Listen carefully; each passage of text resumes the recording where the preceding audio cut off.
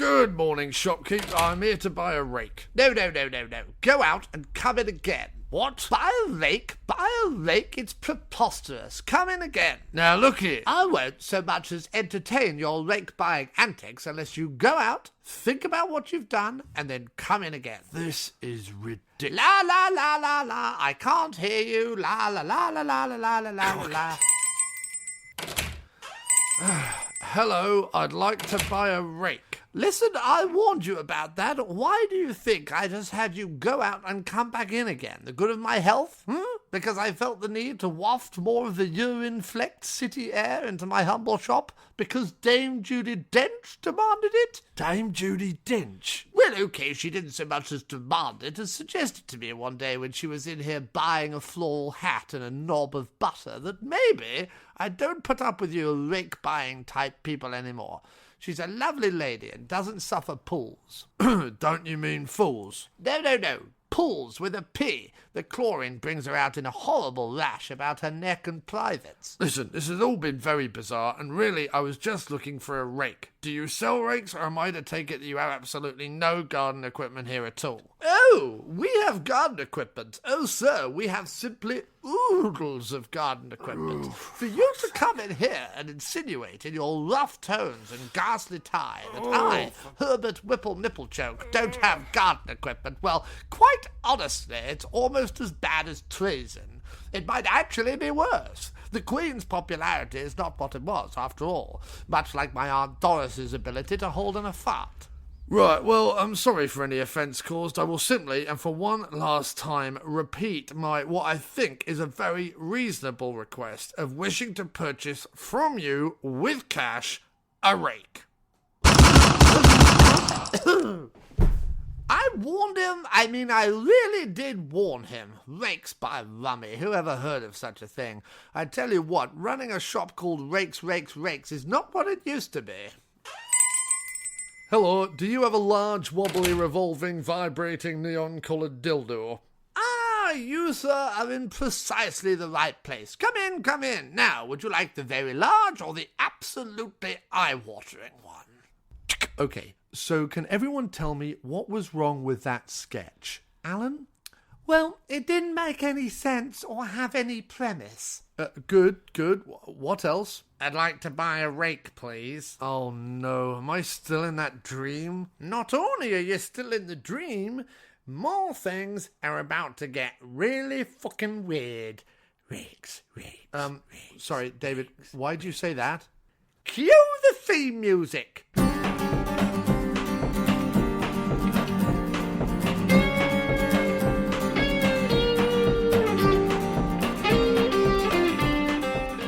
Forged from the same fire that gave us Brill Cream, John Travolta in a cowboy hat, and the mysterious allure of Ellen Barkin's forehead. Raised by wolves in a New England cave, and routinely hosed down with pudding by Peruvian dwarves.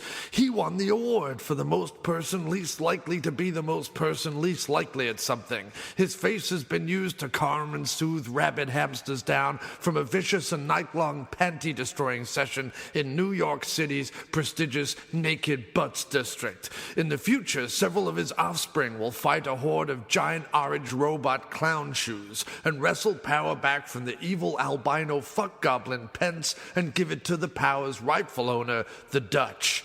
He also collects whale teeth, can fart a mean rumba, and once met Eric Stoltz in a lift and never once considered calling the heavily armed ginger authorities for help to subdue Stoltz and send him back to the intensity clinic that grew him in a petri dish along with Crispin Glover and that kid from The Omen. It's the one, the only, the regularly tall dude from Massachusetts, returning champion, Dr. Scott Toomey. Hello, Jon Cross. It's great to be here. Oh, it's fantastic to have you back. And been a little while. It has been a minute, as they say. Was the last episode we did Ellen Barkin's forehead leather with Mo Porn, like years ago? It might have been. I'm trying to think. Did we do John Hughes after that or before that? That's a question for the ages. I'm not sure. I think we did John first. Hughes after that. But it's about your fourth time on the show, I want to say. I think so. Yeah, that sounds right. That's right, fourth or fifth time. But it's always fantastic to have you, and we'll have to have you on the show a lot more frequently. Now, well, thanks. This particular episode was meant to be recorded and released during October, but October became completely swamped with a lot of things. Also, Scott, exciting news. The After Movie Diner has transitioned over to the all-new shiny platform of Blog Talk Radio. Oof. And that was happening all through October, so I had to kind of do a lot of things on the back end, as they say, which sounds a bit filthy. But no, actually, it was just all technical gumph, and I didn't really want to start releasing a whole bunch of episodes if I couldn't put them on the platform, the new shiny platform. Just to fill you in, sir, we were talking a little bit about this when we met up in Massachusetts, I believe. Yep. But for the listeners who don't know, you might have suddenly started hearing 30-second ads at the beginning of the show, and you might be thinking, oh, I don't know, is Jon Cross sold out? What's going on? Well, Blog Talk Radio, for people who don't know, is a fantastic platform that basically says, why should the top 1% of podcasters get all the ad revenue?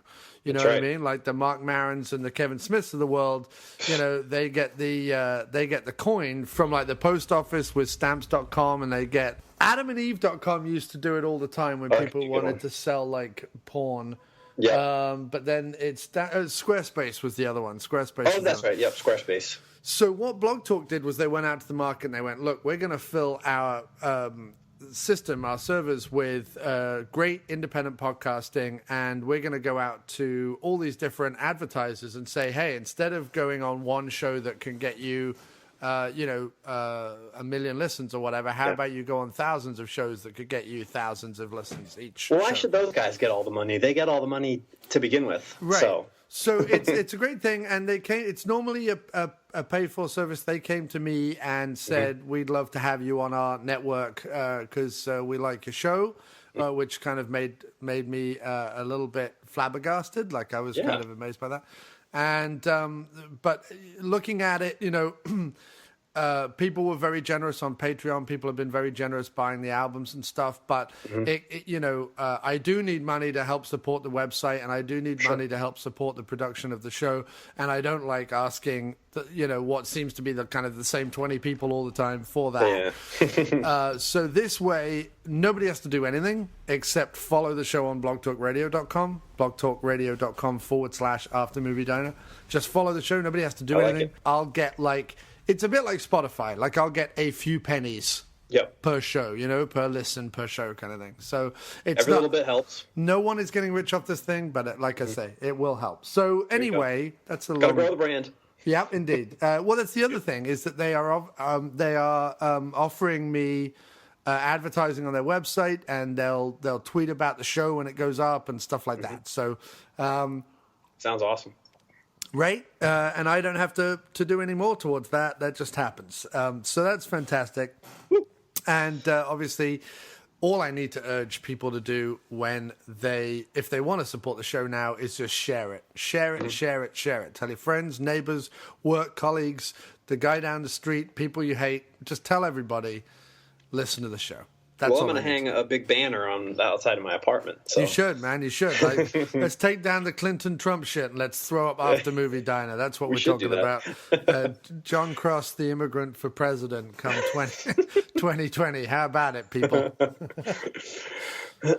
I'd vote for you. So anyway, Dr. Toomey, years ago, people will remember that around Halloween time, we did a fantastic seasonal slashers episode. We did. Where we talked about slasher films for different seasons and different... so we did Halloween, and we did Thanksgiving, and a whole bunch of them that kind of fit around various holidays. So we did... What's the other one that we did? Did we do Mother's Day? I can't remember. I don't know if we did Mother's Day. Yeah, I don't remember either. Did we do Silent Night, Deadly Night? Or no, that was with Jim. No. I did that. So... Oh, man. This is what happens when you get old. You forget things. You know what I mean?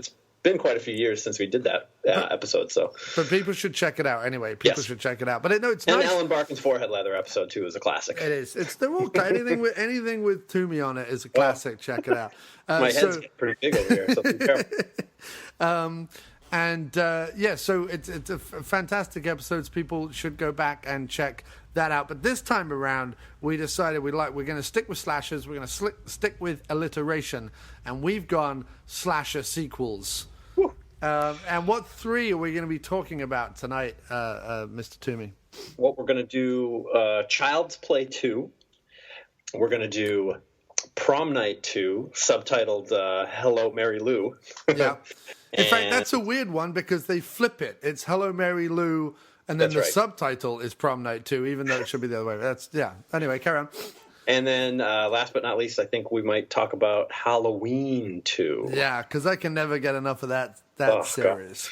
But we're gonna race through it a bit. We're gonna just keep it short and snappy and excited. But let's start off with Child's Play 2 from 1990, directed by John Lafia and written by Don Mancini, who invented the characters and wrote the first one, right? I believe so. Yeah, I think he was somehow involved in, I think, all of them. I'm pretty sure. Right. Okay. It looks like it. It looks like he's still going. Actually, he's writing Chucky 7. And I feel bad because I haven't seen really any of the new ones. I think I've only seen up to part 3, so I haven't seen any of the Seed of or Bride of. I haven't watched any of those yet. So yeah, and this one it's sort of a mixed bag. I feel. Mm-hmm. I feel this one is sort of a mixed bag. It's not like the worst slasher I've ever seen by any means, but it's certainly not the best. And I think therefore the IMDb rating of 5.7 out of 10 kind of fair. I think it's one of the few where I kind of think that's a fair vote on it. I agree. I actually found it to be kind of boring, honestly. Right? Until the ending. I mean, it has that great ending sequence, that great kind of set piece in the doll factory. But up until awesome. Yeah, but up until then. I think I read that was originally supposed to be part of the first movie, and then I guess they ended up cutting it and ended up using it for the sequel, which was nice. Yeah, and so the basic plot is that the boy from the first one is placed in a foster home with the amazing Jenny Agutter, who wouldn't want to be placed in that foster home, quite frankly. Right. He's placed in a foster home with Jenny Agutter. He's still babbling about Chucky, and he's still going on about like the possessed doll, and it's gonna come for him, and all the rest of it. He's in there with is it Christine Elise? Yeah, who I know from I think she was in a couple of early episodes of ER. Yeah, she was. Yeah, and what's incredible about this is one of those things where, especially as a writer myself, I don't really understand. But you have the little boy Andy. His character name is Andy Barclay. Okay, that makes sense. Jenny Agutter's character Joanne Simpson. That's fine. Garrett Graham's character Phil Simpson. These are all perfectly normal names.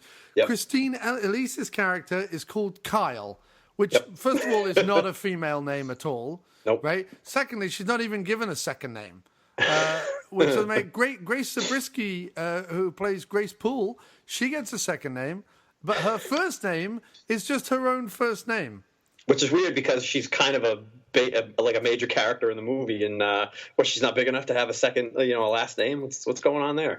Yeah, so she's just Kyle, which is stupid anyway. And it's one of those kind of like 80s affectations. They're like, well, what do we call like the hip, cool sister who's rebellious and da da da da? Let's give her a man's name and just give it one name. Like it's one of those things where I look at it and I go, why? Like if I'm a writer, I write down, Jane Wentworth, or something. Like you just make up a name, something that sounds normal, because then it can be Andy, Joanne, Phil, and Jane, and that to me sounds like people.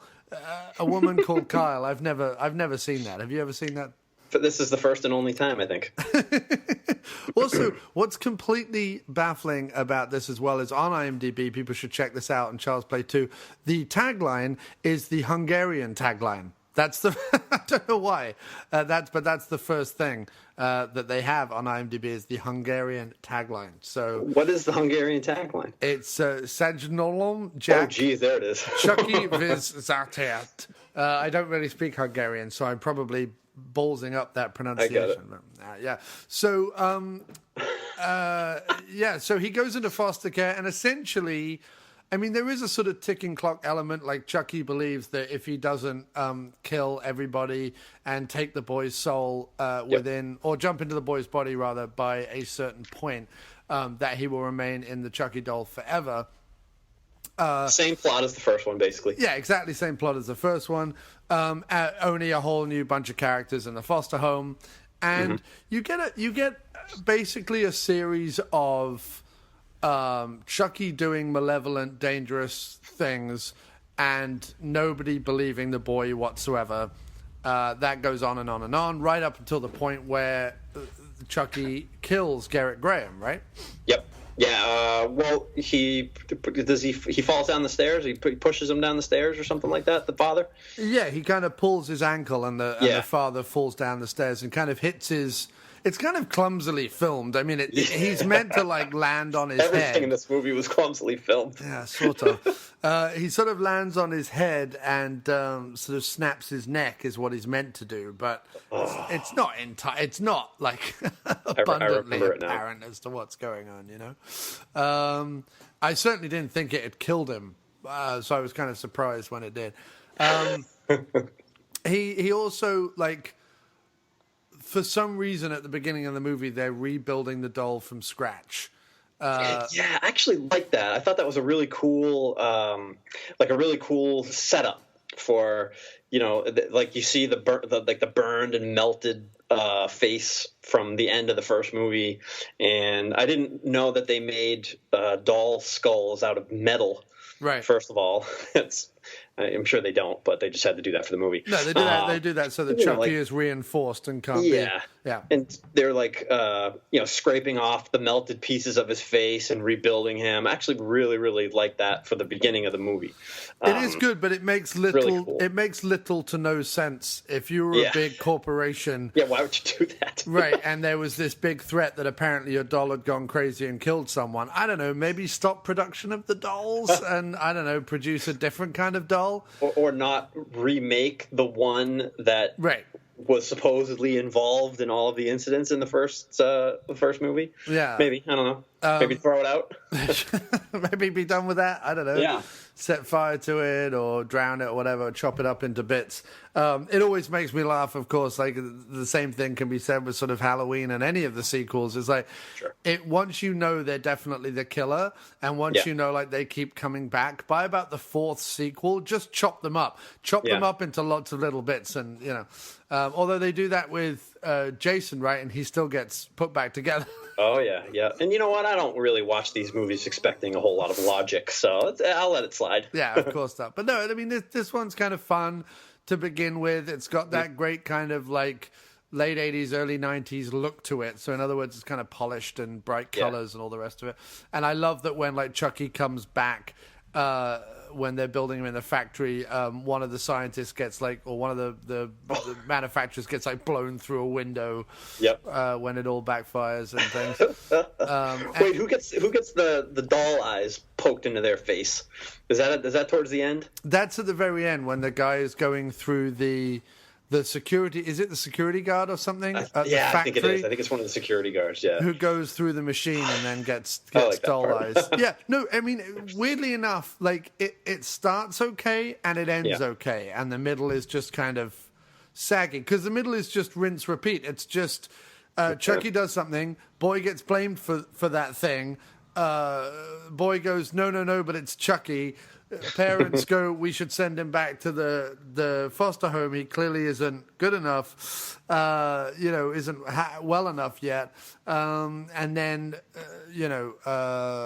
eventually Christine Elise or Kyle believes him, and they run to the factory, and there's a bit of a car chase. And then it kind of starts to get good again, I think.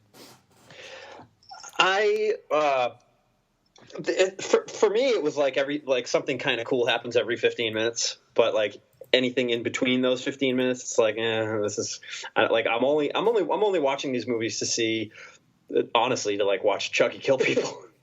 Right. But I mean, that's why anybody would watch these movies, though. So I guess that's one of the good things. But I was just kind of thinking about this while I was watching the movie, is that I feel like Seth MacFarlane totally ripped these movies off when he did Ted, and the only difference is that the teddy bear doesn't kill people, but right. he speaks in foul language and does funny shit. And Chucky's hilarious in these movies, more so in this one than the first one. I thought they gave him a little bit more freedom, and of course we can't talk about these movies and not mention the phenomenal Brad Dourif, who is just so good at doing the voice of Chucky. So, and has been doing Chucky the whole time, right? Yeah, and that's awesome to me, because like I feel like a lot of people might think you would get tired of doing something like that, but I mean, if you're just doing voiceover work, then who gives a shit? It takes like 3 seconds to do it. So, I think, he might disagree with that in particular. Yeah, probably.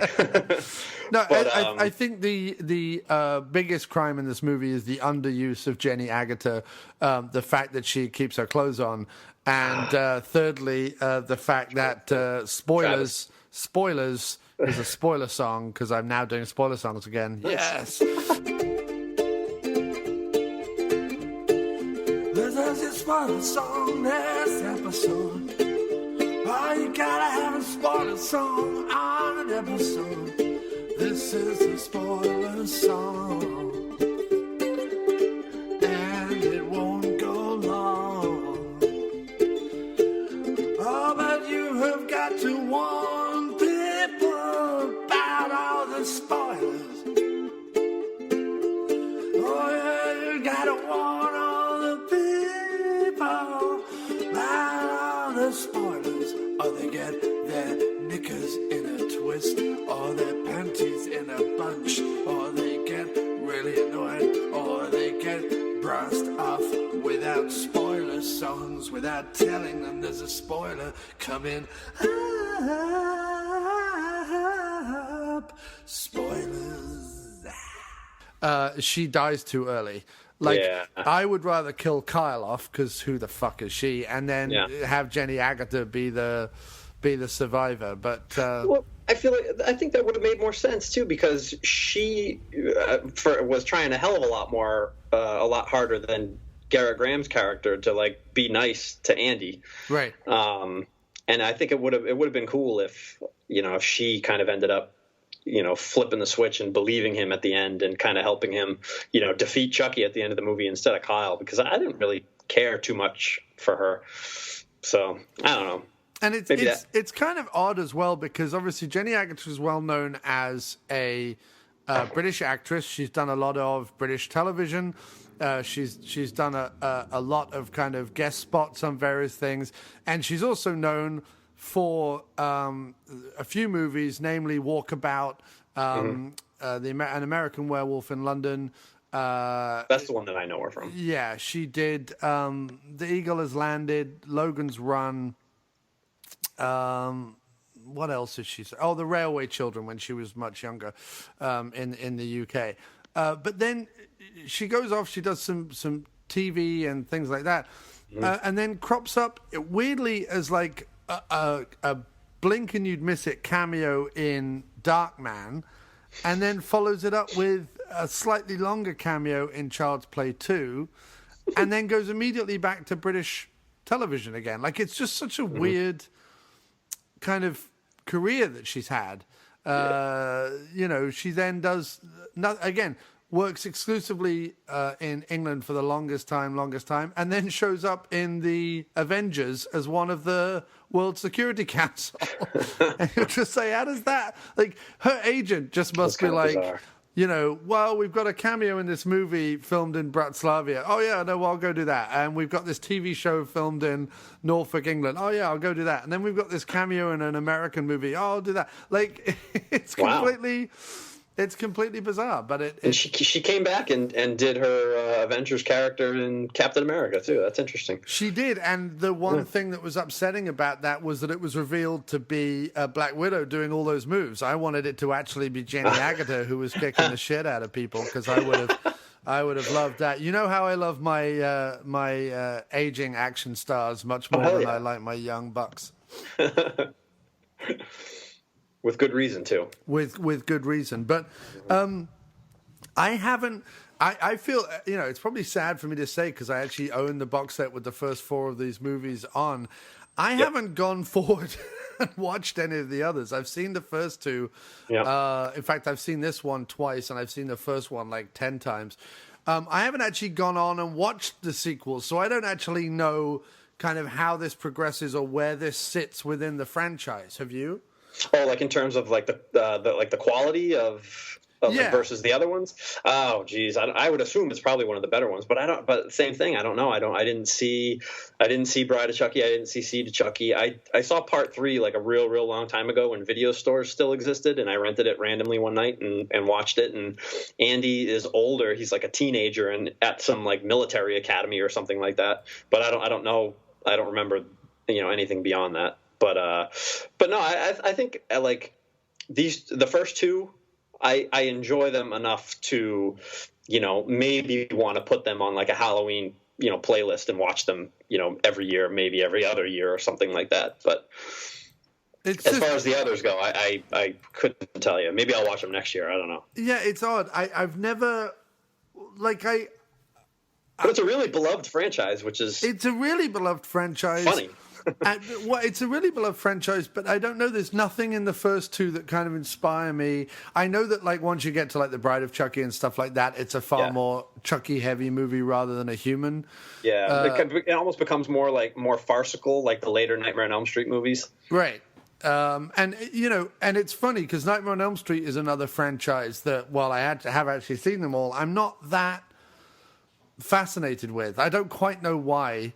Yeah, I feel you. Actually, to tell you the truth, my favorite franchise out of the, like the big 3 or the big 4 is probably the Friday the 13th movies because they're basically all the same, but they're all really entertaining. Yeah, I mean, every sort of third movie, the Friday the 13th series tries to do something different. Like on Halloween night, I watched Halloween 4, Friday the 13th Part 4, and Nightmare on Elm Street Part 4 because we were doing the Part 4s of like the 3 big franchises. Nice. And, again, Friday the 13th Part 4 is the most fun out of those 3. It's the most ridiculous. It's the one where you're watching it and go, sorry, why is there an extended mad dance scene? Why is she going out into the rubber raft into the middle of the water when she knows her boyfriend is in the house completely naked? Is that the one with Crispin Glover? Crispin Glover doing the dance. And Feldman's in it? Feld Dog's in it, being awesome.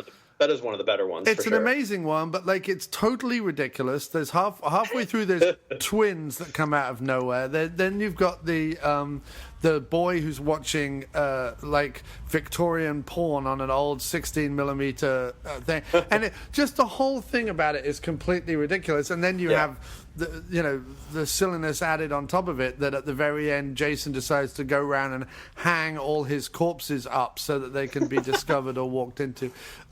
So that's the most fun one. Halloween 4 is like the most solid, best movie scripted, like proper one, if you know what I mean.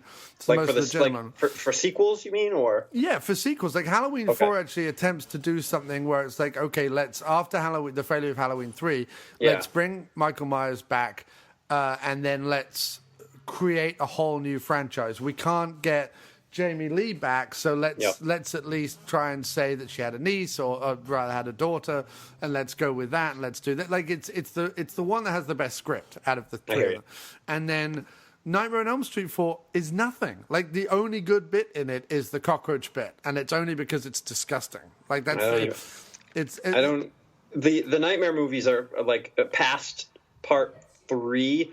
I have a really difficult time differentiating between which one's which. Right. So it's that one and this one, while I should love them because of the quips and the quotes and the one-liners, because I love Brad Dourif and I think that Robert Englund does a great job with Freddy. Yep. For me, they're just not they're not written strong enough. Like they do what they can with the characters, but there's just not I don't know. I'm just not invested in these franchises. Maybe I came to them too late. Maybe it wasn't my thing. I should love the Freddy ones because I'm all about like special effects and weirdness and surrealism and all that. But the characters in them are they're always not interested in it. And the closest you get to like the special effects is the cockroach one and the fourth one. And that's the best sequence. Apart from that, it's fairly dull retreads of stuff we've seen before. Well, it's a problem, I think, when you start caring more about Freddy than you care about the people that he fucking kills. Yeah, and maybe that's why, like, Jason and Michael work, because while you can like them in that here comes the cool, iconic power shot psycho thing. Yep. You have the reason why Halloween franchise is my favorite is because you have Donald Pleasence. Sure. And I will always root for Donald Pleasence. It just doesn't matter. And it's like, as charismatic as Christopher Lee is in those old Dracula movies, I'll always root for Peter Cushing as Van Helsing. You know, I've got that good versus evil battle. Yeah. Jason is a little different. Jason is more, you kind of go, why am I watching this goofy teen sex romp movie, and then all of a sudden a guy shows up in a hockey mask and like cleaves one of them in half. They're so goddamn fun to watch, man. Right, and it's sort of like, so it's like a sex romp but with killing. That's kind of what Friday the 13th is. Pretty much. So, but yeah, Child's Play 2, like I say, I don't know what the series goes on to do with the characters, and I apologize to listeners for that. For my money, the only really exciting bit in this whole movie is the last 10, 15 minutes. And by that point, I was half asleep. Yeah. No, I agree with you, though. The ending, the ending is a real great set piece, as you had said before. So the only, like, I guess semi-interesting thing that I noticed about this, because I watched 1 and 2 back-to-back because I wanted to have, you know, kind of like a frame of reference. Yeah, frame of reference. I wanted to have the setup for it, and the one thing I noticed is that part 2, it's Chucky's basically is all animatronic, if I'm not mistaken. And in the first movie, they used a little person with a mask on in some scenes. Right. And you can totally tell. And I don't know, I prefer, you know, not that I want to put little people out of business, but I prefer the animatronics, of course, of the You hate of the little one. People, admit it. I despise them. You use the M word. Go on. You call them midgets on every opportunity. Never. But no, I prefer the look of the animatronic Chucky versus a little person with a mask over his head. So right, and that's the one thing I do love that. Like, I'm a big fan of effects and animatronics, and they're great in this movie. I think they're really good. They are really good, and that I would definitely give it credit for. I would also give it credit of hanging the furthering the idea, like hanging this whole franchise on a malevolent talking ginger doll. Like, that's pretty, and not in a sort of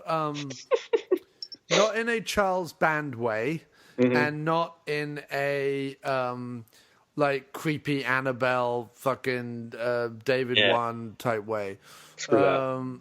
But in a primary colors animatronic effect, big ginger hair doll thing with Brad Dourif's voice. That's pretty great. You've got to kind of admire that. I agree. Because there's nothing scary about him. You know what I mean? Not really. I mean, he's funny to begin with. That'll teach you to fuck with me. You know, like when he just like goes bananas on people, and then when he gets super super pissed off, his face just looks so hilarious. Take note, producers, if you're out there listening, when Brad Dourif no longer wants to do it, I think you found your replacement, Scott Toomey, right there. That was certainly tremendous. Do my best. But yeah, no. So like the finale's great. There aren't really many standout deaths. I mean, Jenny Agutter, again, spoilers, but Jenny Agutter's death takes place off screen, which is kind of disappointing. The stair death where he falls down and breaks his neck, not particularly inspiring. The guy being killed in the car is not particularly interesting. He uses a plastic bag over his head, right? Right. So it's not really until you get to the factory and you have this, like, the machine that sticks the legs and the arms on the dolls. Chucky gets, like, pushed into there and gets, like, multitude of arms and legs and shit on it. And I'm sure if they had more money and more effects and all the rest of it, they would have done, like, some creepy spider Chucky kind of crawling all over the place with his multiple limbs. That would have been awesome. But, you know, you get the guy with the doll eyes in his head and all this. But it doesn't strike me that there's, like, a huge amount of killing in it. Well, the Grace Zabriskie gets killed, right? Yeah, there's a couple of minor characters get killed. Yes. Oh, the teacher. You're talking about the teacher?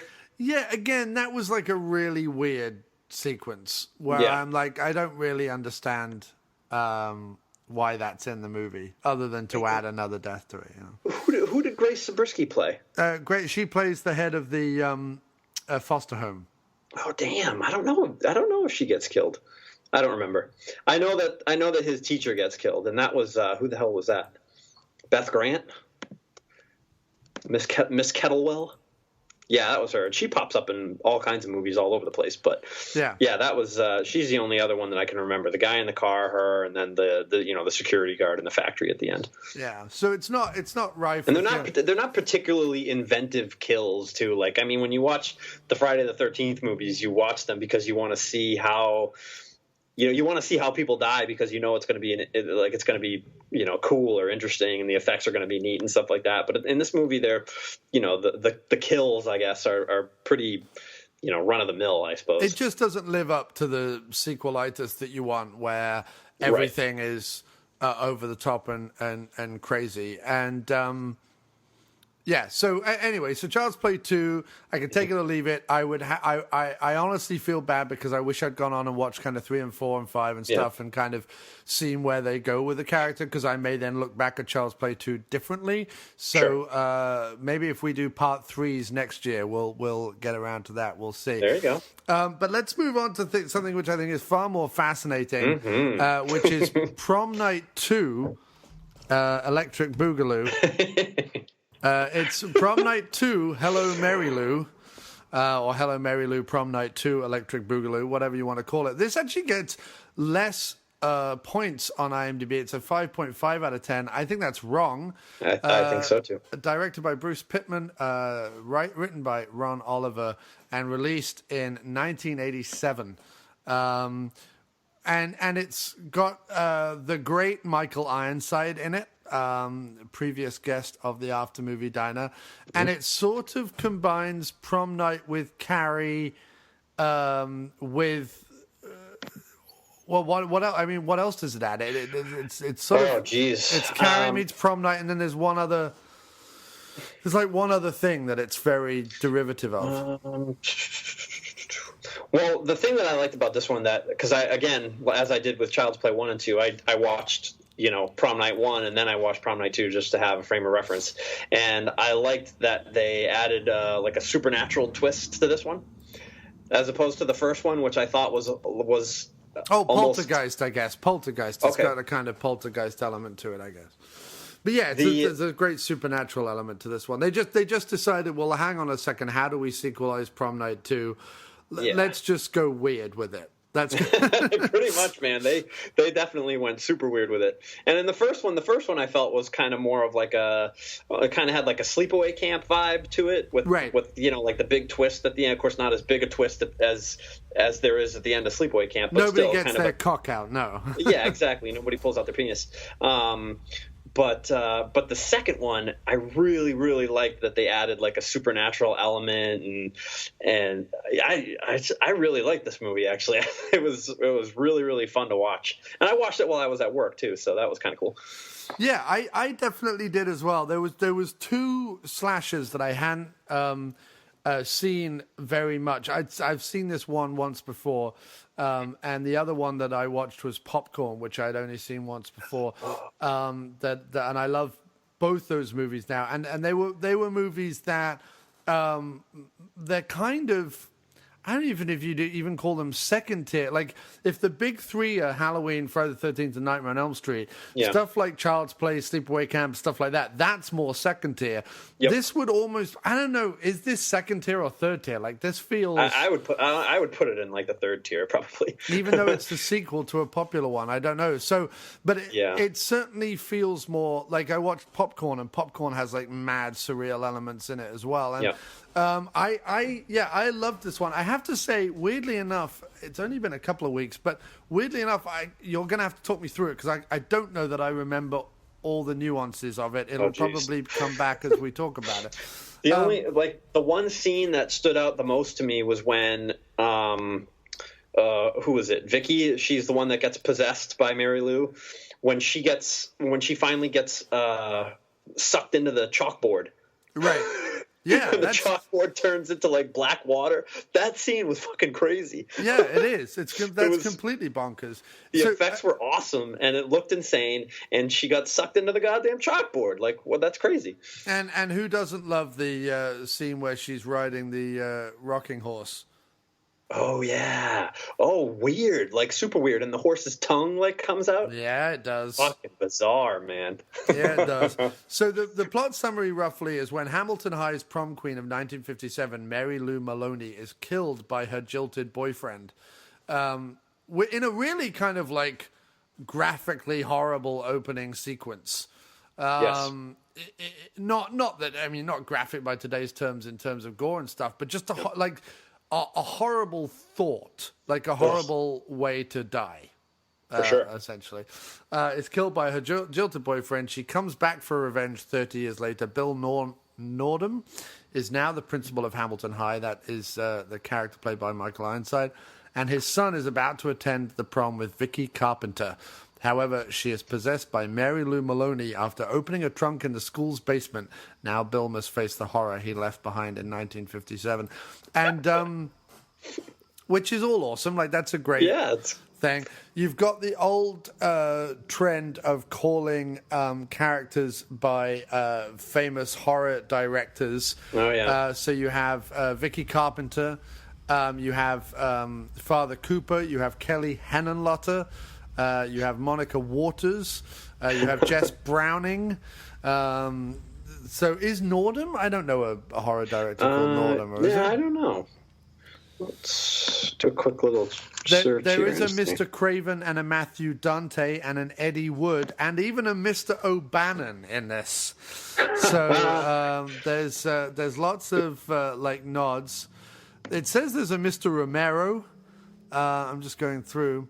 It's. I wish I could. I've got to think back, but I wish I could remember more of this movie.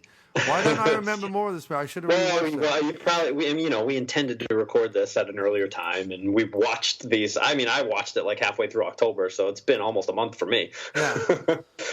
But I feel like because Prom Night goes up to part 4, right? Or is there a part 5? I think just part 4. It's always interesting when you kind of delve into slashers, like all the ones that got sequels that you're suddenly like, what, really? Yeah. And you just, I sort of kind of miss that, because although we have all these TV channels now, and although we have all these streaming sites now, it's not like people don't really remember, but it's not like the video age where people were hungry for titles, hungry for titles. So it was bring out whatever you possibly can. Like movies were being made, especially in the horror genre, were being made left, right, and center to be released on VHS because it was such an enormous impact. Far more of a cultural impact than streaming in a way. Oh, hell yeah. And a lot of time, because like how do you go online and pick what movie you want to stream? I mean, I remember going into the video store and the horror section especially, and just, renting a movie just based purely on the box art. Right. Like if the box art looked cool, I'm renting it. Like I even rented the god awful piece of shit, The Ice Cream Man with Clint Howard, just because the box art looked cool. Right. That movie's not good. Didn't they even make an Ice Cream Man tour? And in the process of making they probably did. But you don't get like that. Like in this day and age, you don't get like random sequels anymore. Do you know what I mean by that? Like for Prom Night. Prom Night was big. They did Prom Night too, but I mean, how many people were paying that close attention that they would know that a new Prom Night 3 is coming out next year? You know what I mean? Like it's different now than it was back then. I mean, back then you wouldn't know when a sequel to a movie was coming out in certain cases. Right. But now anything that is being made, you can at the click of the keyboard or whatever, you can find any kind of information you need to. It's pretty crazy.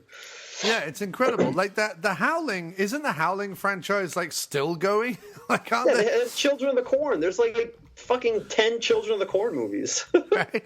And it's incredible. They like, didn't say enough. They didn't say as much as they needed to say with the first one. I guess they needed to make 10 more. So right, exactly. And I think that's what if anything, I'm for sequels. And again, everyone knows I'm against remakes, but I'm definitely for sequels because I think that there is something you can do with sequels that is interesting. There are ways to take a story forward or to add to a mythology, or in the same way that this movie does, just kind of go, well, we're going to go with Prom Night as the theme, but let's go on and do another one. But as long as, like, the difference between this one, let's say, and Halloween 3 is that while Halloween 3 takes place on Halloween, but is about a completely different thing. Let's say if Halloween 3 was about another guy who went crazy on Halloween night and started killing people, but wasn't Michael Myers, people would probably have been more accepting of that than the whole children with the mask and the TV and the thing that's in about 3. And therefore, so Prom Night 2, it's like, yes, it's a supernatural killer. Yes, it's to do with possession. Yes, she's got like telekinetic powers like Carrie had. Yes, it's also a slasher movie like the first Prom Night. It's kind of like a nice combination of everything. And it's enough Prom Night that it warrants the title of number 2. But they then take it in this whole other area where if you're a horror fan in 1987, you've got no problem with... you've got no problem with this movie, like going into the supernatural areas in which it goes. I mean, the only thing that is the same about Prom Night and Prom Night 2 is that, like, the main event where all the good stuff happens is at a prom. That's pretty much it. There's not really very many other things that are alike between the two movies. I mean, they really took it in a completely, totally different direction as from the first movie. Right, but they're both about sort of the build up towards the prom. I mean, obviously, this one starts with the prom, and the reason why it gets the Carrie comparison is the telekinetic stuff. Oh yeah, that starts happening once she's sort of humiliated in front of everyone. And it wasn't originally supposed to be a sequel to Prom Night. Because I'm reading it, just as we're doing this, I'm reading it on Wikipedia that the movie was originally titled The Haunting of Hamilton High. Right. And then the Alliance Films retitled it Prom Night 2 to build on the success of Prom Night. And I guess the producer, Peter Simpson, wasn't too keen about that, actually. He thought that it hurt the film and that it should have been, marketed and distributed, I guess, on its own merits and not as a sequel. I think maybe at the time he was right. I think with hindsight, I think it's fun that it's Prom Night 2. Yeah. I think it fits in for sure. It fits in. I mean, I don't know. I didn't see 3 and 4, but I think it fits in as a part of the overall theme that they're going for sure. And the funny thing is like I say, like, I really loved this movie when I was watching it. Me too. And I feel really stupid, but while I'm talking to you now and I'm reading Wikipedia and I'm trying to remind myself, I can't remember a lot of it. I remember Michael Ironside in it, and I remember the church scenes, which I liked in the confessional because that was great fun. I remember the beginning bit. I remember the bit where you're talking about where she gets sucked into the blackboard. That's always good fun. I remember the horse rocking scene, but I don't remember like a lot of Oh, there's the one where they crush one of the women in a locker. Yep. Oh yeah, dang. Yeah, she gets stuck in the locker, and then the ones on either side of her just collapse in and wasn't that the and crush gratuitous booby scene? Isn't that the gratuitous booby scene? I think it was. Yes. Well, every good 80s horror movie has to have a gratuitous booby scene. Yeah, and this one sort of plays off. Obviously, it doesn't go where the opening of Carrie goes, but like the opening of Carrie is obviously like the infamous slowed down naked shower scene. And this sequence, I seem to remember, like they're all naked in the shower, and then she comes after like Monica, right? Is it Monica who's being a bitch to her or something? Probably, yeah, I think it is. Yes, Monica's brain spurts out through the locker ventilation slits. Which it's not obvious that it's her brain. It's more just like Jello comes out of the slits. But I remember like reading before I saw the movie that someone said like, "Oh, look out for the infamous locker sequence," and I remember watching it, going, "Really? Some jam comes out like for the." I mean, maybe in 1987 that was crazy. I don't know. Some raspberry preserves. Right. Yeah, it's really, oh man, I don't know. It's just one of those movies where you don't take our word for it. You gotta watch it. Yeah, we're not doing it justice. We're really not doing it justice. Absolutely not. There's so many good things about it. I mean, it's fucking weird. There's weird scenes. The creepy like AV guy coerces that one girl into giving him a blowjob so that he like. What is he? He fixes the computer program that tallies up the votes for prom queen and all kinds of. There's so much weirdness in it, and there's like, like kind of like creepy like sexual scenes in it. There's good deaths. It has pretty much everything and anything that you would want out of a really fun, entertaining horror movie.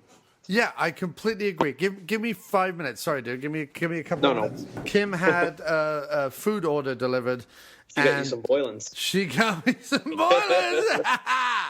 Here we go. Oh, yes, gosh. Ladies and gentlemen listening, I'm about to open a Boylan's and drink that while we go on.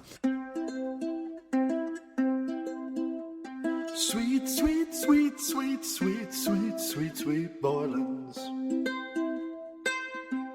I sing in sweet, sweet, sweet, sweet, sweet, sweet boiling soda. I can't get enough of the sweet, sweet stuff. No, I can't get enough of that boiling stuff.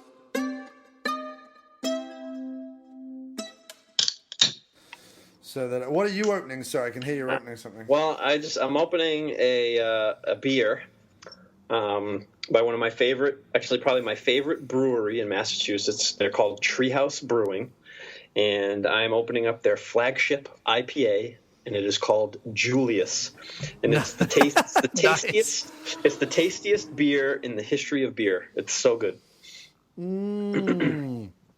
Sweet, sweet Boylan's cream soda.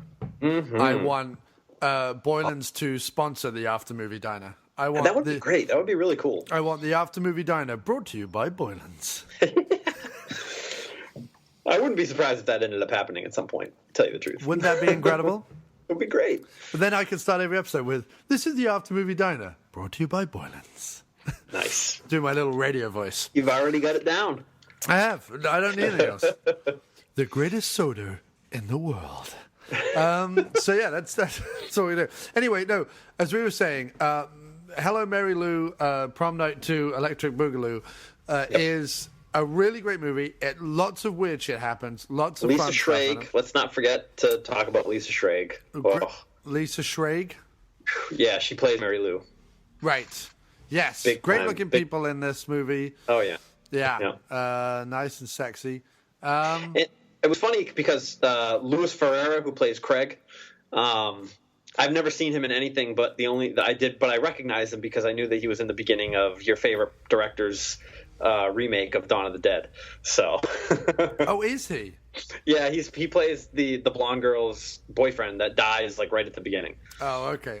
Yeah, but a small part. It's a Canadian horror movie, hence why Michael Ironside shows up. What is for a bonus point, Scott?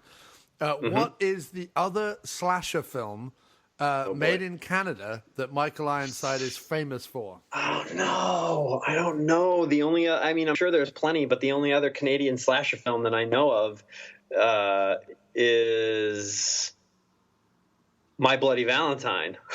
Right. But he's not in that, is he? No, he's not in that. No, the one he is in is Visiting Hours with William Shatner, and he actually plays the bad guy in that.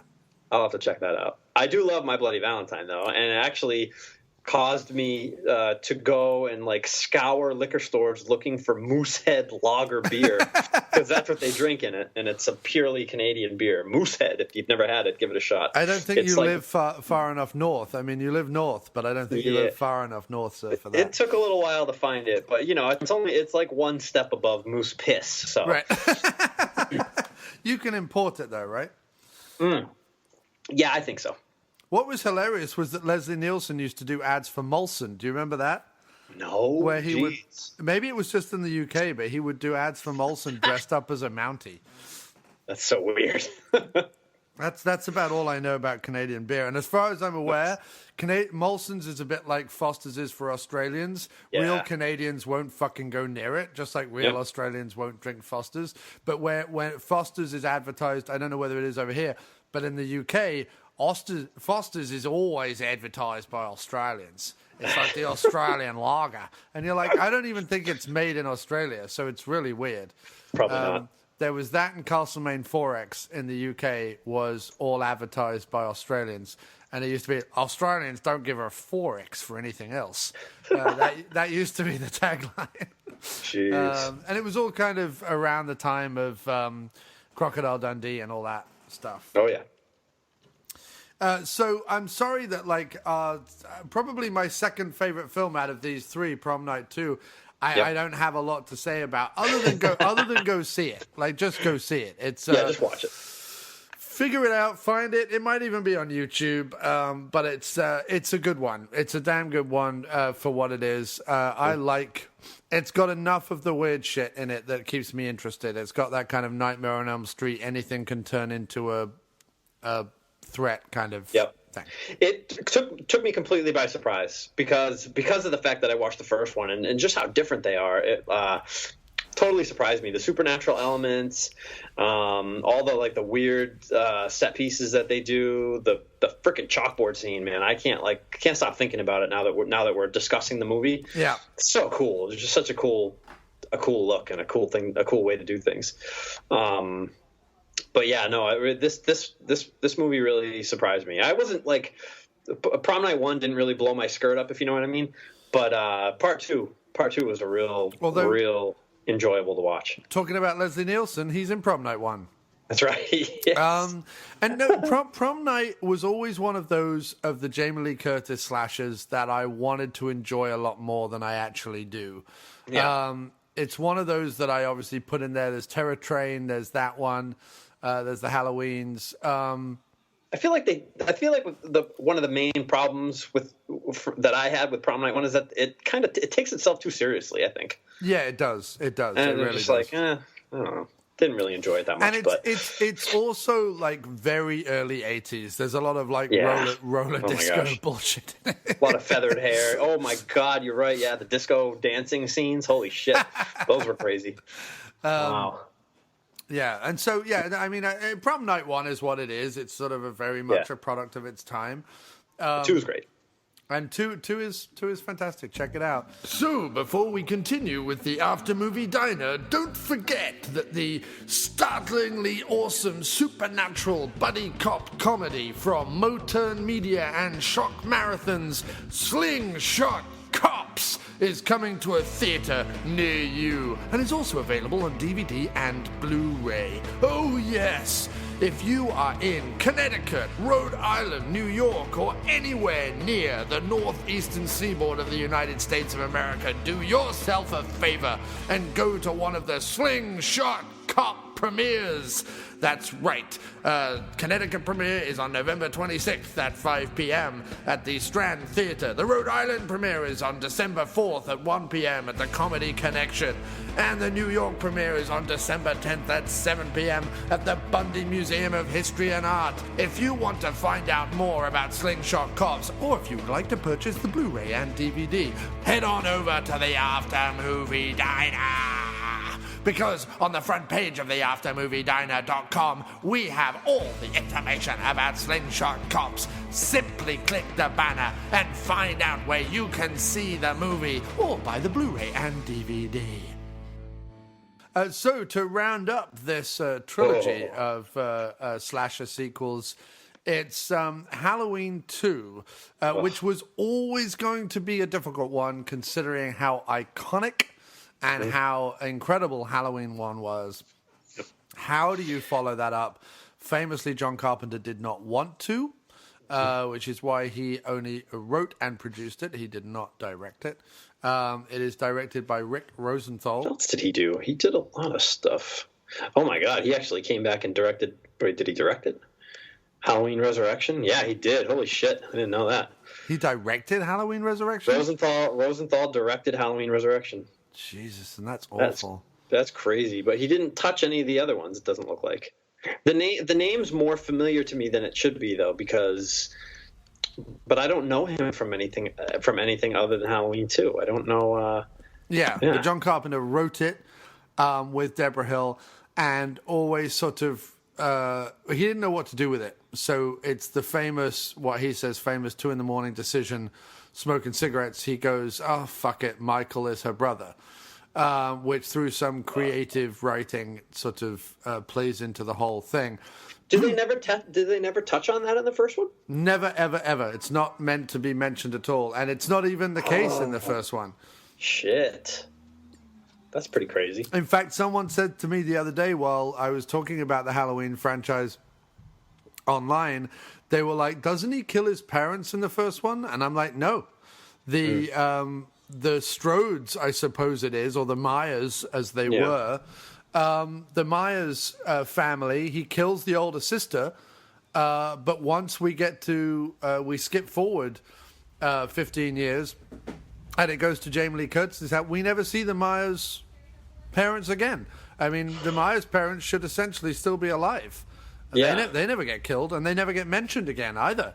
And why Laurie Strode would have been fostered off to another family or whatever, I've no idea. Like it doesn't get explained. And what's weird is I must have seen Halloween 1 and 2 and the franchise multiple times. It's my favorite slasher franchise. Yep. I love 1, 2, and 7 as the Jamie Lee Curtis trilogy, and 4, 5, and 6 as the daughter trilogy. Mm-hmm.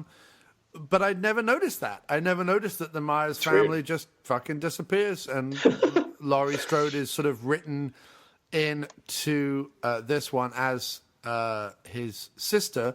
But we have Jamie Lee Curtis returning. We have Donald Pleasance returning. Mm-hmm. We have the actress, and I'm going to forget her name now, but she plays the nurse in the first one. Oh. She returns. Well, we can't. He doesn't return, but we can't forget about one of my favorite '80s actors, Lance Guest. Yeah, Lance Guest is in this. Love Lance Guest. Leah Rossi, who would go on to be a favorite of Bill Lustig's. Leah Rossi crops up in a lot of Bill Lustig movies, nice. Like Maniac Cop 2 and various other ones. Billy Warlock is in this movie. Who would go on to be in Baywatch and Society and Days of Our Lives and various other things. He plays Craig in this movie. So, and it's one of the few sequels that follows on directly from the first one, like literally that very same night. I love that. I love that about this movie. I love that it's not the next year or whatever. With Jamie Lee being whisked off to a hospital. They're so cool. And Dr. Sam Loomis, the irrepressible Donald Pleasance, and Sheriff Brackett standing outside the house saying, "Michael is still loose. We got to go get him." So basically, we pick it back up. It is, for the most part, half continuation of the first one, with Loomis and Brackett out doing their thing, and half a slasher film set in a hospital. Oh, God. And it's set in the darkest, most unoccupied, unmanaged hospital on the entire planet. No one turns on a light. No one is in charge of anything. There are about 2 nurses, 2, what are they called? EMTs. Yep. And a security guard. A security dude. Yeah, security One guard. doctor. Gets killed. One doctor, and that's about drunk. it. Who's right? That's the other thing. One of the doctors drunk. Leah Rossi is one of the EMTs. Has sex with one of the nurses in not has sex, but like goes for a naked hot tub with one of the nurses for no reason whatsoever. It's a hospital that's it's completely ridiculous. There is a child ward where there are all these like babies in incubators or whatever they're called. I don't know what they're called. Are they called incubators? That doesn't sound right. Something. But, Incubators. But none of the mothers are around. None of the, I have no idea what's going on. So it's completely bizarre, but you have to kind of take that leap forward. Yeah. Well, you would think that the hospital would be a bit more staffed than it is, with it being Halloween night. I mean, kids can get into mischief and cause little problems and stuff. And isn't there a scene too that they cut? Didn't they cut it out of the TV version where they show a mother bringing her son to the hospital and he has like a razor blade like stuck in his mouth? Yes. Now, what's interesting about that? It's in my version. Obviously, I have the DVD, but. What's interesting about that is shortly after watching this movie again this season, and in fact it was the first one of Horror-tober that I watched. Nice. Was Halloween 2, although I've seen it like fucking hundreds of times. Oh yeah. Was that I actually found an article online where it's like, is the scariest scene in Halloween 2 the one where the mother brings her child to the ER with a razor blade in its mouth? I don't know if it's the scariest scene, but it's certainly like oddly sick, and because it's played as a comedic scene, because the old chestnut is, if you take an apple on Halloween night, there might be a razor blade in it, which, by the way, has never happened. Like, that's never been found, but it's like an urban legend. So it's sort of a joke, like, oh, this kid got a razor blade in his mouth. Like, it's kind of played a bit like that, but the effect, because the razor blade is between the kid's 2 lips. Yeah. And the blood is like coming down his chin. The effect is so kind of sickening, and you can imagine just the sheer pain this kid is in, that this whole like bit of comedy business about her showing up at the hospital and there not being anyone around, and the doctor being drunk, and the person on the front desk not like, this whole thing's going on, and you're like, wait a minute, this kid's got a fucking razor blade in his face. It's kind of like the weirdest scene in the movie, and I think put in there as a joke, but it kind of backfires because it just kind of makes me feel queasy. Because for some reason I can completely take someone being stabbed repeatedly with a knife, but the idea of a small kid with a razor blade in his lips, and every time he moves, you can imagine that pain. Like, there's something about that it's sort of too real. Do you know what I mean? Yeah, I hear you. Yeah. Because we've all, like on a cold night, we've all had that thing where you get like a split lip, like your middle lip. If you don't use so much, right? If you don't use, because I don't use lip salve or lip balm or any of that stuff. I never have done. So occasionally my lip splits, especially on like a cold day, and it so hurts. So you can imagine this fucking razor blade. Like, it's such a horrible scene. So anyway, Jamie Lee Curtis sadly spends most of the film kind of comatose or lying in bed or being harassed by a young curly-haired EMT played by Lance Guest, right, Jimmy?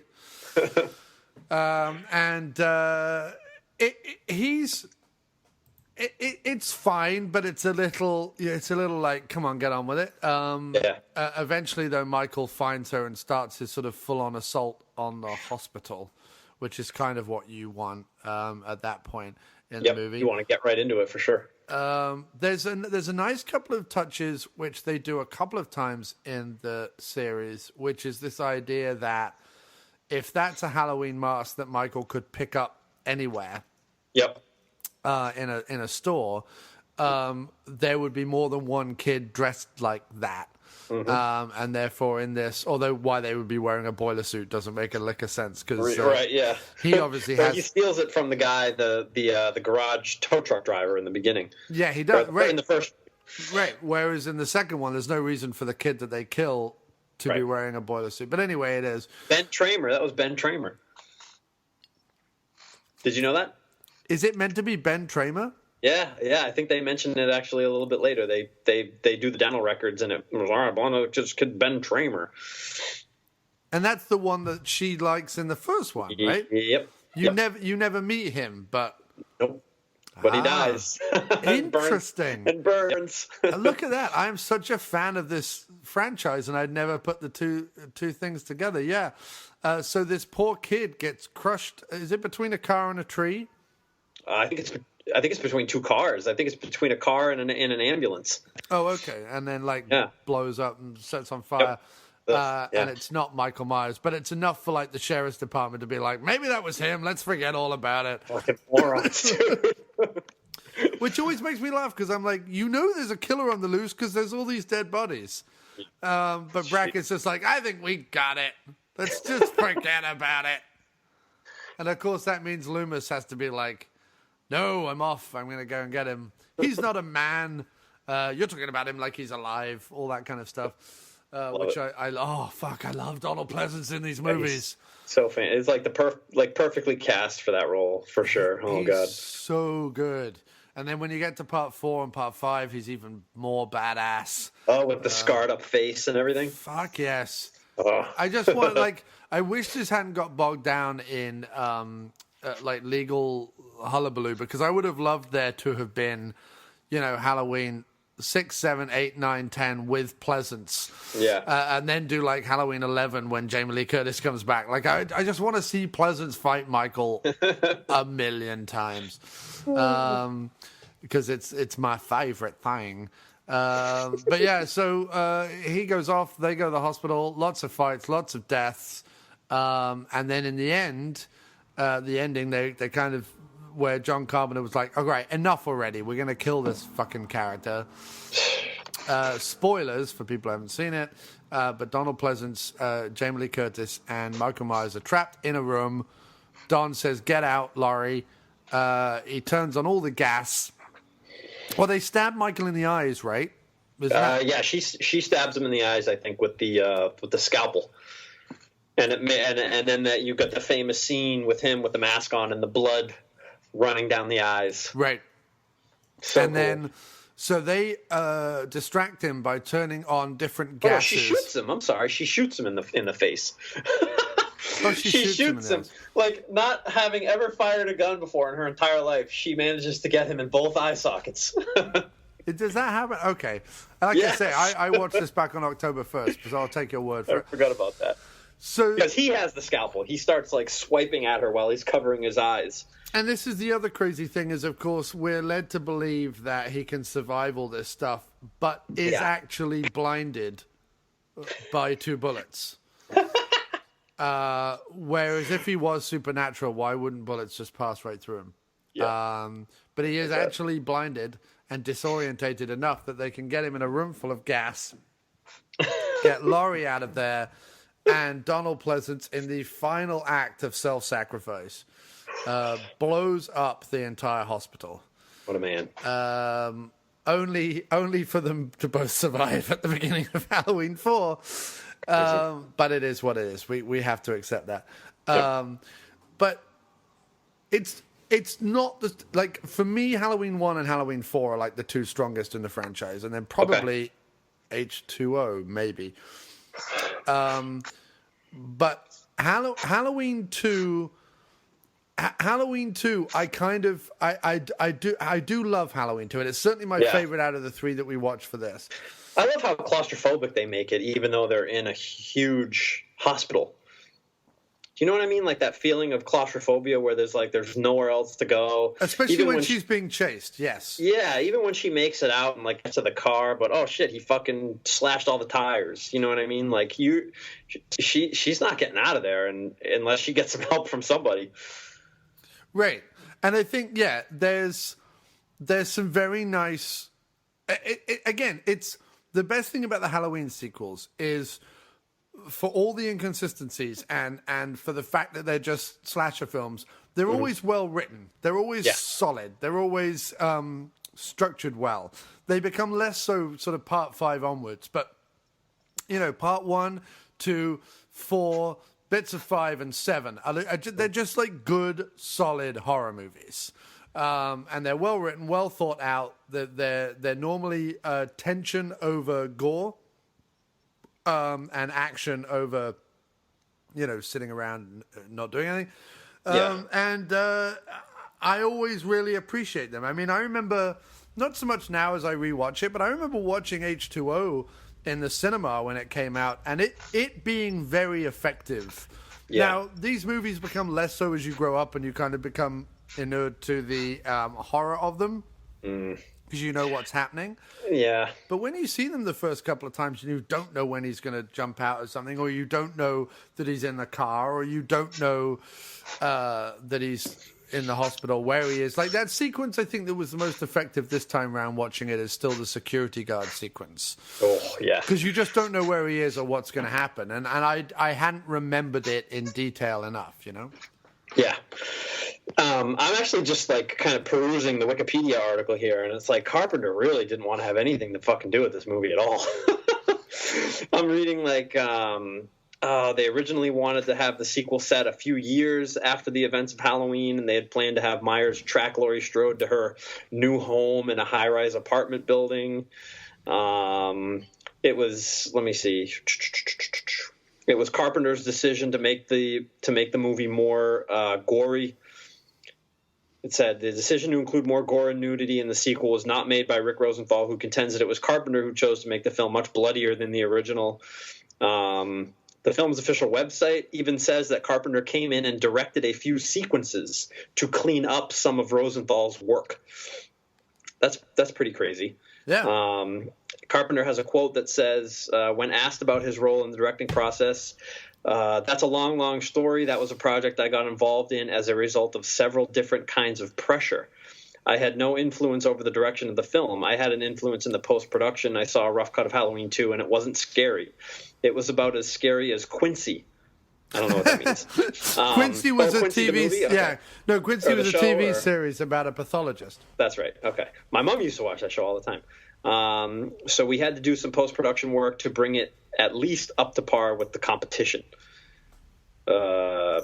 Rosenthal was not pleased with Carpenter's changes. He reportedly complained that Carpenter, quote, ruined my carefully paced film. So that's pretty interesting stuff there. Yeah. I like the way it turned out.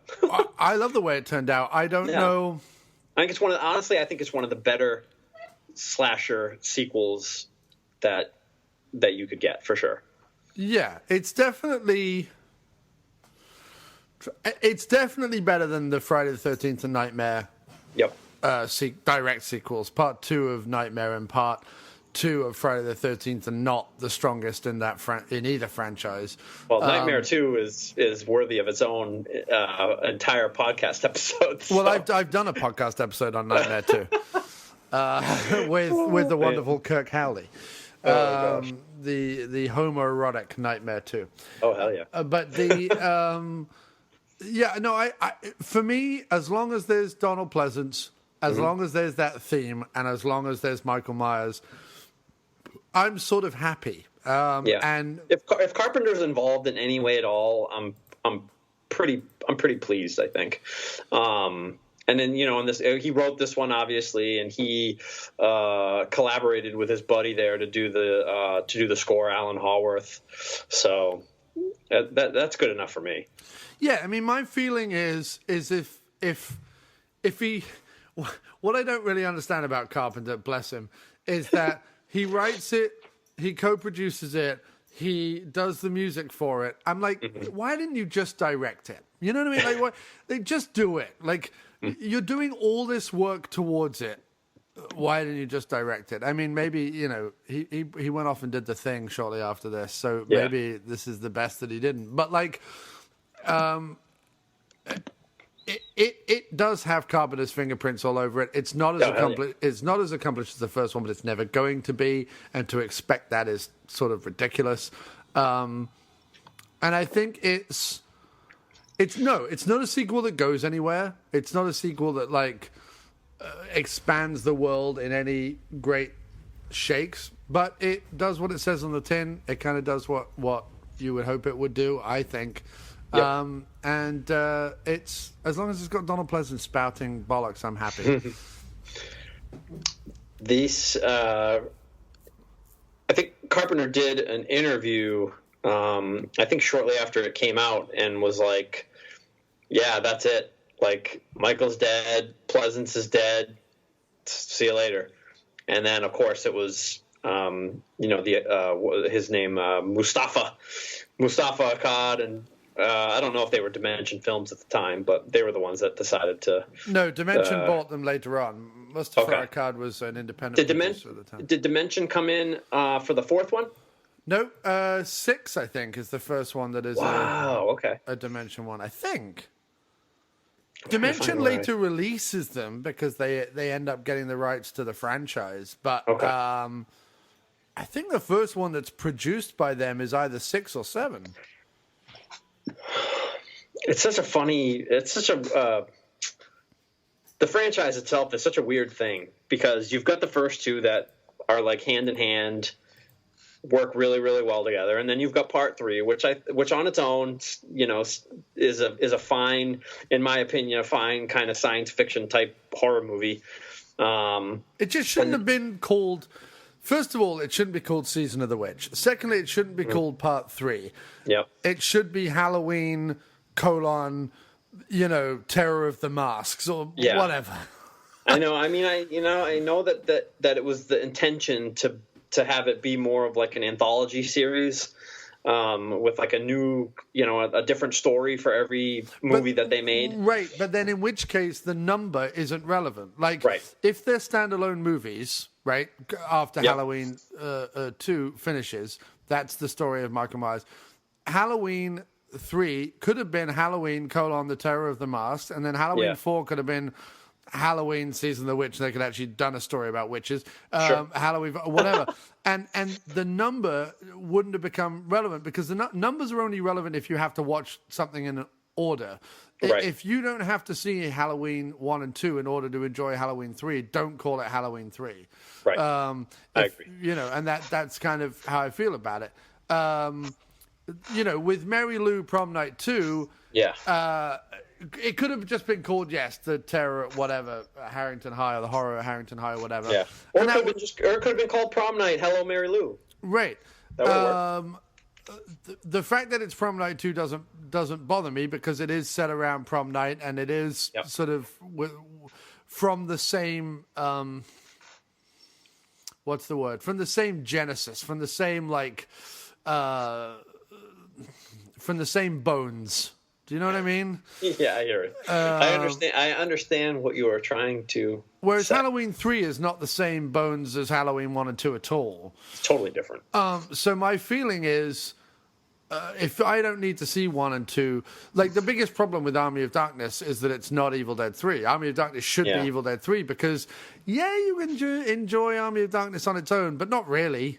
Like, if Army of Darkness had been Evil Dead 3, like if they were able to call it Evil Dead 3, and if Universal had said, look, we want Evil Dead 3, so just like do all the things that are Evil Dead and all the things that you want to do. Yeah. That could have actually been a better movie. I mean, it's a good movie, but it could have been a much better movie. Whereas Halloween 3 would be a much better movie without the 3 there, I think. Okay. You know what I mean? And then it could just be... I do know what you mean. Because it always bugs me, like Halloween 4 shouldn't be Halloween 4. It should be Halloween 3, because it's the continuation of Michael Myers. So it's a weird sequel. Oh, sorry, a weird franchise. Because then, of course, you have I suppose Halloween 8 is in canon. I don't like to agree with that because Laurie Strode dies, and I don't think Laurie Strode ever dies. I think you should have left it with the end of Part 7 with her being victorious. I think they gave the franchise the perfect ending. I find that 8 kind of insults that and ruins that to some extent, which is a shame. But while it's an imperfect franchise, it's still my favorite. It certainly contains my favorite horror movies of any of the other franchises. Of the 3 franchises that we watch, it certainly has the movies that deserve a viewing every Halloween season. Yeah. I mean, and I can sit and watch even Halloween 5 and 6, which are not the strongest, I can sit and watch quite happily.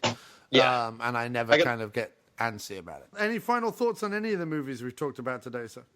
Oh, wow. Well, I mean, I'm in agreement with you as far as, our thoughts on the quality of each movie and stuff like that. Like I said before, I think Halloween 2 is probably I think honestly the best horror movie sequel that they could have hoped for with that particular franchise. Yeah. Prom Night 2 is just balls to the wall, fucking ridiculousness and so much fun. And Child's Play 2 is watchable, but barely. I guess that's pretty much it.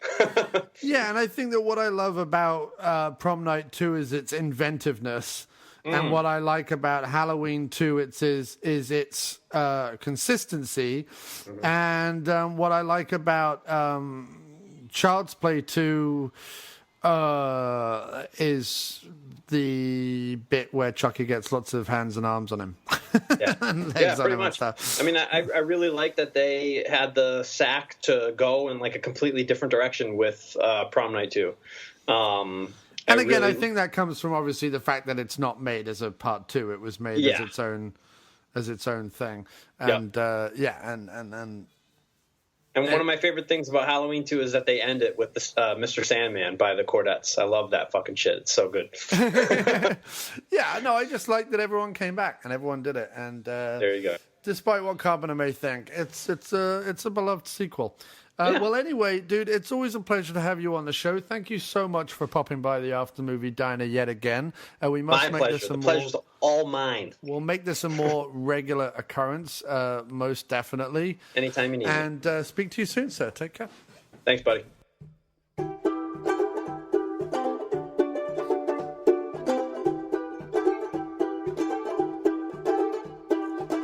They're slasher sequels, they're part 2s to part 1s. They're often retreads and will never live up to the originals. But once you accept that, they can often be a lot of fun. More gore and more outrageous than the beloved originals. But every film must be taken on its own merits. Except horrible cash-in remakes. And as long as we get a whole heap more of what we love, give us more slasher sequels, do whatever it takes. Get Donald Pleasance, get Jenny Agutter. Make it supernatural and put in way more boobs. I like boobs. Add more graphic violence, gratuitous nudity, and more humor. Or just rename another movie as your sequel. A movie with more boobs. I like boobs. But every film must be taken on its own merits. Except horrible cash-in remakes.